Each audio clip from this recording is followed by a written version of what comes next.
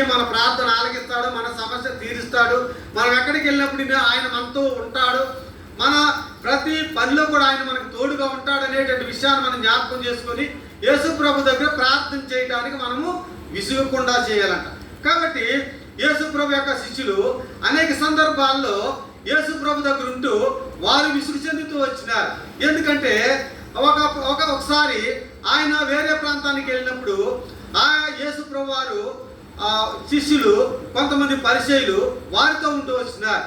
వారు ఒక గ్రామానికి వెళ్ళినప్పుడు వారు ఏం చేశారంటే ఆ యొక్క చాలలోంచి అడ్డపడి వెళ్తూ వచ్చినారు. వెళ్ళినప్పుడు అక్కడ ఉన్నటువంటి వెన్నులు తుంచుతున్నారంట వాళ్ళు. కాబట్టి శిష్యులు ఇలా చేస్తున్నారు అని అక్కడ పరిచయం చెప్తా ఉన్నారు. కనుక ప్రియమైన దేవుని బిడ్డలారా, ఏదో సమస్య మానవుడికి ప్రార్థన చేసే వారికి ఆటంకం కల్పించేదిగా ఉంటుంది. కనుక అయినప్పటికీ కూడా యేసు ప్రభు విశ్వాసముతో ఆ గెచ్చమనేటువంటి ప్రాంతంలో ఆ యొక్క 40 దినాలు ఆయన ప్రార్థన చేస్తూ వచ్చినాడు. విసుగకుండా ఆయన ఎన్ని శోధనలు వచ్చినా కూడా సాతాను అనేక సందర్భాల్లో శోధన కల్పించినప్పటికీ కాబట్టి యేసు ప్రభు శిష్యులు కూడా వారిని తీసుకుని వెళ్తూ వచ్చినాడు.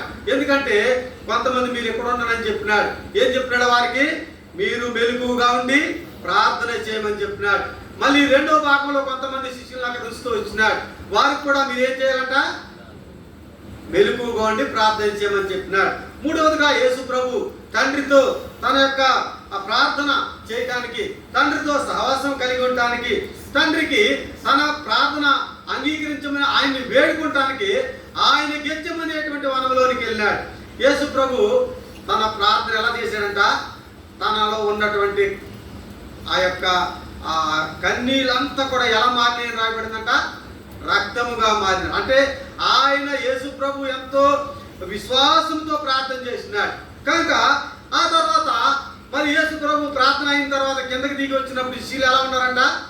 వారు నిద్రపోతా ఉన్నారు, వారు మెలకువగా లేరు.